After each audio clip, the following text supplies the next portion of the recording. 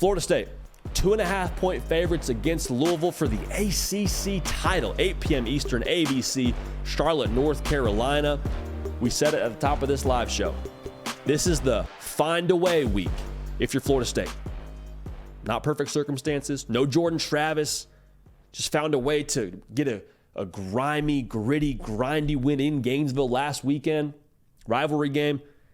You're on the doorstep of all of your preseason goals in Tallahassee.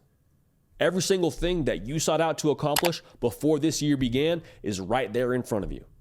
Yes, you're dinged up. No, you're not full strength. Yes, you're tired. So is everybody else. Can you will yourself over the threshold, through the finish line, to check those boxes?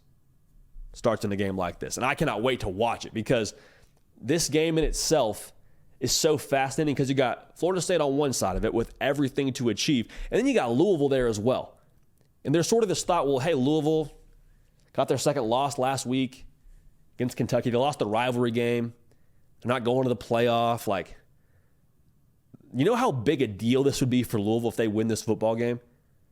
For year one of the Brohm squad, for Jeff Brohm, a guy who is loyal to the soil, who was born in Louisville, Kentucky, when he's dead and gone, I promise you he will be buried in Louisville, Kentucky. Winning the conference would do a ton, obviously, internally, and say, boom, year one, here's some hardware. Okay, so that'd do a lot internally for the belief in what he's already got going there within that locker room and guys through the portal. Talk about the trajectory, though, for this operation. If that's year one and we're winning the ACC and we're only having 2 losses, what does the future look like? If that's square one, if that's just the first step of this whole thing, what's year 3 looking like? What's year 4 looking like? Also on the recruiting trail, packaging that up, selling it to recruits, I think you got to feel pretty good about where you stand if you're Jeff Brohm and if you're Louisville, if you're able to win this game. Also worth noting, Jack Harlow's probably dropping a single about it. And it's going to be sick. And the album cover is probably Jeff Brohm hoisting the ACC title trophy. So let that one sit for a minute. When it comes to this game, man, for Florida State, can you adapt your style of play? How much do you ask of Tate Rodemaker is really the question I have here, because Tate Rodemaker, as good as he has been at times in relief of Jordan Travis, I think we saw last week against Florida, it's not the same quarterback. They're still trying to, I think, adjust the system to Tate Rodemaker.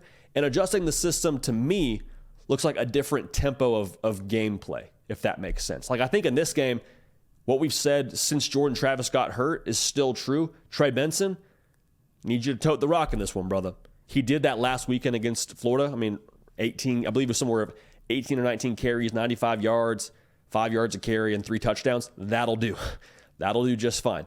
Take some pressure off our young quarterback. Let the game come to him. Defense, I think it's going to be extremely important for them to play well early, because it might take a second for this Florida State offense to totally gel how they want to going forward in this game. Give the offense time to find rhythm.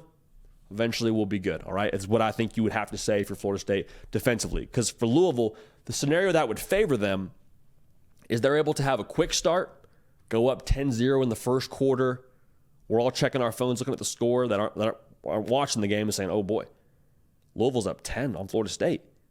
Can Rodemaker bring them back? Now, to be clear, they came back from 12 down in Gainesville, so it wouldn't be unfamiliar territory, but I think Louisville's offense is a bit more dynamic than what Florida was working with. And, I mean, Jamari Thrash is obviously, I think, their explosive player when it comes to what they want to do, getting big plays downfield and feeding the ball to him in the slot and finding creative ways to get him involved. But Jawar Jordan for them sets the table. Like, if they can pound the rock with him, just hammering away time and time again, I think you do that, 1, until Florida State stops it, 2, until they overcommit. And that's where Jamari Thrash really becomes that, human stick of dynamite for you if you're Louisville. Now, Rodemaker is going to have to handle some pressure from Louisville. Like, if I'm Louisville, man, I'm like a baby store that does door-to-door delivery with baby store equipment. I am bringing the freaking crib, okay, right to you, Tate Rodemaker. They're going to do stunts on the defensive line. They're going to bring guys from the 3rd and 2nd level. They're going to show pressure off the edge and then drop those guys out and then bring pressure up the middle. Like, it's going to be a circus defensively for Louisville. They're going to do everything they can to rattle this quarterback. This quarterback making his second career start. Okay, so in that sense, that could blow up everything. Like the result for that for Louisville very clearly could be blow up the entire show. Create some turnovers. Tate Rodemaker throws 2 picks, 1 for a pick 6. And we're kind of scrambling saying, okay, what does the playoff scenario look like now with Florida State losing the ACC title game? That's a reality that could happen. What my gut says is I think Florida State knows that. And I think they'll have a fair amount of screen game dialed up here. And what screen game would do for Florida State in this spot, it would, one, give Tate Rodemaker a pretty easy read. Like you don't have to do a ton of thinking. If you got 2 screens dialed up, you're reading one guy. And to put it simply, there's a 2-way go there if you have double screens called and you're Tate Rodemaker. The second is it's a pressure beater. So you're kind of using that pressure against Louisville and just having answers for it. And the most important part of this is you're getting the ball to your best player in Keon Coleman. Like having some tunnel screens dialed up for Keon Coleman, I think, is a great way to approach this game and get Tate Rodemaker in rhythm, get Keon Coleman in rhythm. I think good things happen if you make that a reality. Now, I would also say this, on top of that, the screen game is great. I think it's a great way to live at some points in this game. But to beat Louisville, you're going to have to throw the football at some point. Kentucky proved that last week. Louisville's got a really good run defense. Just no way around it. They've got a really good run defense. They're allowing less than 100 yards a game. You're going to have to, at some point, throw the ball to beat them. Whether it's 3rd down and long, whether it's, heck, I don't know, to end the first half and you got to find a way to get points to stay in it. Like, there's going to be some situation where you ask 18 to throw the ball. Can you do it?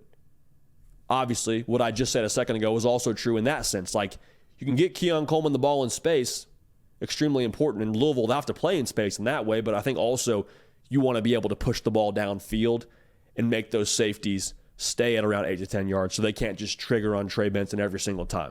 Adding some balance to the force there, that's important. Now, I just said a lot about the Georgia-Alabama game and the entertainment value in that one. By nature of the spread, by nature of how these teams match up, I think this might be the best entertainment value of the entire Saturday. I don't think Florida State came this far just to come this far. I think we've seen who this team is multiple times now. We've seen how consistent they are. We've seen the response from this team multiple times. I think they have enough in the tank now. I think their culture is strong enough. They have guys in that locker room that have enough grit to pull them over the finish line. I think this is close now. I don't like the spread. I like Florida State to win the game 30-27. So in that sense, we have them covering if it's still at 2.5 by a half point.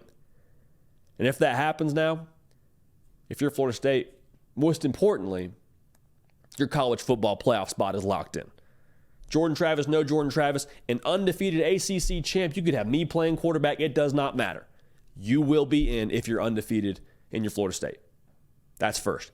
Second part of this, if you're able to get that done, now you got a month to sort of reorganize this whole offensive approach to fit Tate Rodemaker best. Because right now, to be real, Tate Rodemaker's wearing an outfit offensively for Florida State that wasn't necessarily his. It's a hand-me-down, right? Jordan Travis wore it.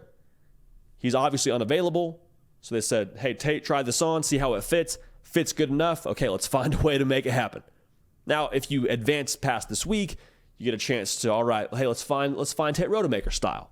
Let's find something that fits him a little bit better, that's more to his liking. Having a whole month to do that, you give Mike Norvell and the offensive genius that he is a whole month to do that, I think good things happen for Florida State. So again, we got Florida State winning the ACC, punching their ticket to the college football playoff, and the vibes are immaculate in Tallahassee.